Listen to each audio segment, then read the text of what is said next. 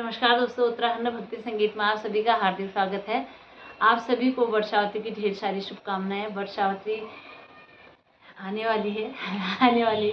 तो दोस्तों, जिस प्रकार से सावित्री और सत्यवान जी की अजर अमर कहानी है और अखंड सौभाग्यवती है, उसी प्रकार से सभी बहनों का सौभाग्य अखंड और अजर अमर रहे। तो आपको मैं एक बहुत प्यारा सा सुहाग का भजन सुना रही हूँ। अच्छा लगे तो लाइक शेयर जरूर कीजिएगा। तो कमेंट में जय सावित्री मैया या वर्षावती जय सावित्री के सभी को एक दूसरे को बधाई दीजिएगा। तो दोस्तों, आनंद लीजिए आप बहुत सुंदर से सुहाग के भजन का। तो चलिए चलते हैं भजन की तरफ। मैया हमको सुहागन बनाए रखना, मैया हमको सुहागन बनाए रखना, मेरे अंगना में दीपक जलाए रखना, मेरे अंगना में दीपक जलाए रखना, मैया हमको सुहागन बनाए रखना, मैया हमको सुहागन बनाए रखना, मेरे अंगना में दीपक